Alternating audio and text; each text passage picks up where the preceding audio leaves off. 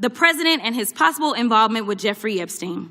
Now, I don't know what the president might have done with Jeffrey Epstein, but unlike this administration, I believe that facts matter. So let's talk about the facts. Fact number one, Donald Trump is one of the most named people in the Epstein files. At least 5,000 files contains more than 38,000 references to Trump, his wife, or Mar-a-Lago. Fact number two, Jeffrey Epstein and Ghislaine Maxwell made young girls available to Trump on multiple occasions. For example, according to this file, Ghislaine Maxwell presented a young girl to President Trump who spent more than 20 minutes apparently flirting with her. Something happened in a congressional hearing that most people are going to miss if they only watch the highlights. This is not a normal oversight hearing. This is a sitting congresswoman walking into a room, looking at the Attorney General of the United States and saying, I am not going to ask you a single question because you have already shown us that you will not answer honestly. Think about that for a second. A member of Congress whose entire job in that room is to hold the Attorney General accountable decides that asking questions is pointless, not because she ran out of time, not because she was being dramatic, but because she had watched Pam Bondi sit in front of the Senate during her confirmation and refuse to give straight answers to basic questions. And she decided that going through the same ritual again would only make it look like accountability was happening when it was not. So instead, Rep. Jasmine Crockett does something different. She turns to a colleague and asks her to confirm things that should not even need to be confirmed. Is raping children wrong? Is killing random people wrong? Is a president enriching himself while in office wrong? And her colleague answers yes to all three without hesitation. And then Crockett says, that is what I never would have gotten from the witness sitting in front of us today. That is a serious accusation, and she backs it up with specifics, specific cases, specific facts, specific patterns of behavior from the Department of Justice under Bondi's leadership. Pay attention to what she lays out. Because this is not a rant. This is a case being built point by point. A gentlelady from Texas is recognized. Thank you so much, Mr. Chairman. And to be clear, I'm not going to ask any questions of this witness because this witness has revealed that she has no intentions of answering questions. But instead, I'm going to ask some very basic questions really quickly of my colleague, Becca Ballant, if she will answer right or wrong, raping children. Wrong. Right or wrong, killing random citizens. Definitely wrong. Right or wrong, enriching yourself as the sitting president of the United States. Definitely wrong. Okay, thank you, because I probably never would have got that with our witness. Our witness who somehow is a lawyer but does not understand how it works with witnesses. I'm not really sure what law school she went to and what all kind of cases she tried, but typically when you come into a space and somebody's a witness, then they sit there and they answer questions instead of asking questions. And then we also have this objection that we use as lawyers called non-responsive when a witness fails to actually answer the question. But nevertheless, let me address the survivors because that's exactly who they are. They are not victims, they are survivors. Let me say thank you for having more courage and moral clarity in your pinky fingers than the entire Department of Justice. We are currently the laughing stock of the world, partially because of the failed leadership within the DOJ as we see kings and queens falling everywhere around the world. But we don't know the basics of right and wrong in this country because it's not about partisanship. And that's why I applaud Thomas Massie, because he's the only person on the Republican side that has a backbone and knows how to stand up to corruption. But nevertheless, let me keep going. My Democratic colleagues have been attacked this entire committee hearing. They have been lied on. And frankly, the American people weren't looking for that. They were looking for answers about the corruption that they see coming from this administration. In the written testimony of this witness, of this particular witness, she stated that when she took office, she had two main goals. The first was to end the weaponization of justice, and second, to return the department to its core mission. Not only have you lied about both, you've intentionally done the exact opposite.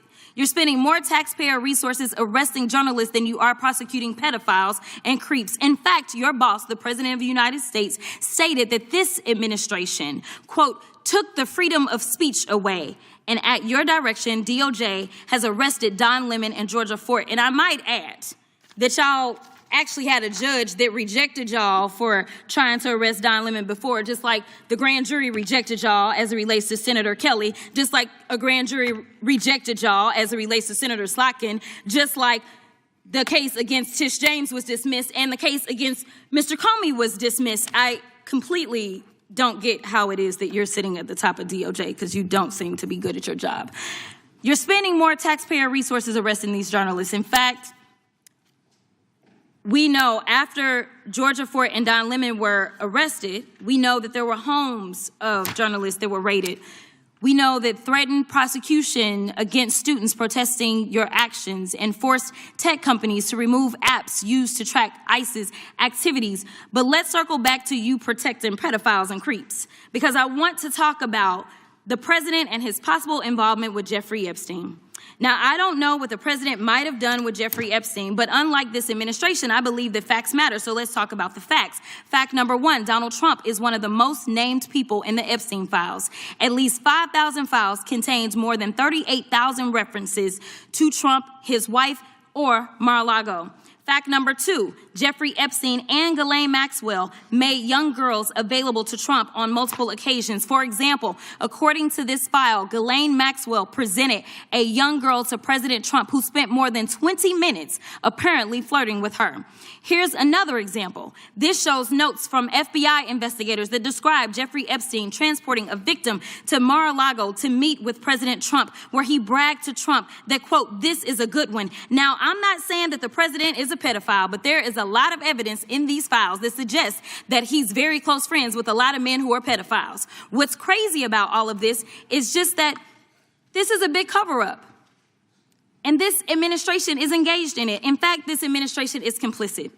But there are numerous others, like how the DOJ is attempting to obstruct justice in the investigation of the rogue agents who have murdered American citizens, or how the DOJ seized voter data from Fulton County in an attempt to steal the 2026 midterm elections, or how federal agents have Tom Homan on tape accepting a bribe and your agency killed the investigation, or how your agency is ready to give the president a $230 million payday, which is unconstitutional. The Constitution is clear. The president shall not receive any payment except his salary while in office. The fact of the matter is that you will be remembered as one of the worst attorney generals in history, an attorney general who has prioritized obstruction over justice, corruption over the law, fealty to the president over loyalty to the Constitution. And Mr. Chairman, I will yield. Gentlelady yields. Gentleman from Missouri is recognized. Excuse me, gentleman from Kansas, the Attorney General, former Attorney General, Mr. Schmidt is recognized.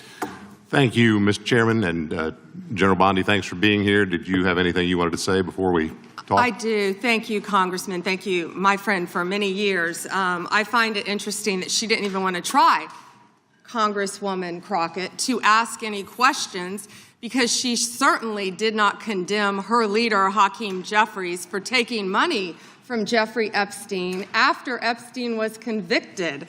And I will be brief to give you your time, Congressman. This is what she didn't want to talk about.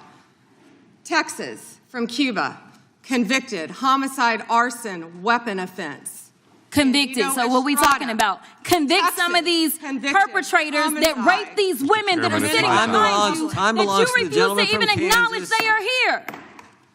Time belongs to the Texas. gentleman from Kansas. Mr. Chairman, could I have a few seconds You back bet, to make you up bet. for the yelling? Thank you. General, did you have anything Congress. further to say? So here is what you just heard. A United States Congresswoman stood in a formal hearing room and laid out a direct charge. She said the Department of Justice under Pam Bondi has done the exact opposite of what Bondi promised when she took the job. Bondi said she had two goals: end the weaponization of justice and return the DOJ to its core mission. Crockett's argument is that both of those promises were broken intentionally and systematically. Let's look at what she brought as evidence. She said the DOJ is spending more resources arresting journalists than prosecuting predators. And that is not just a line. Don Lemon and Georgia Fort, two journalists who were covering an anti-ICE protest at a Minnesota church, were arrested at Pam Bondi's personal direction. Bondi posted it on social media herself. She said the arrests happened, quote, at my direction. A federal judge had already rejected arrest warrants for Lemon and Fort twice, saying there was no evidence of criminal behavior. The DOJ went around that judge, took it to a grand jury, and arrested them anyway. Amnesty International called it a critical threat to human rights. CNN's parent company called it a violation of the First Amendment. The case against Lemon was later dismissed. Then there are the Epstein files. Crockett cited specific numbers from these files, and those numbers are real. According to a New York Times review of the Justice Department's own release, Trump's name appears in more than 5,000 files with over 38,000 references to him, his wife, or Mar-a-Lago. The files include FBI investigator notes describing Epstein bringing a victim to Mar-a-Lago to meet Trump. The files include a description of Ghislaine Maxwell presenting a young girl to Trump. These are not accusations from political opponents. These are documented in FBI files that the DOJ itself released, and yet the DOJ only released half of the Epstein records, despite a law passed by Congress requiring the full release. They redacted names of powerful men connected to Epstein. A Republican congressman, Thomas Massey, caught them red-handed, hiding the name of a prominent businessman in the files, and forced them to unredact it on camera during the hearing. The DOJ unredacted the name 40 minutes after Massey caught it. Massey's words, 40 minutes of me catching you red-handed. This is the department Bondi is running. On top of that, Crockett mentioned cases that tell you something about where the DOJ's priorities actually are. The case against former FBI Director James Comey, dismissed. The case against New York Attorney General Tish James, dismissed. A grand jury rejected the case against Senator Kelly. A grand jury rejected the case against Senator Slotkin. These are people on Trump's public enemy list. The DOJ pursued them and lost repeatedly because the cases were not there.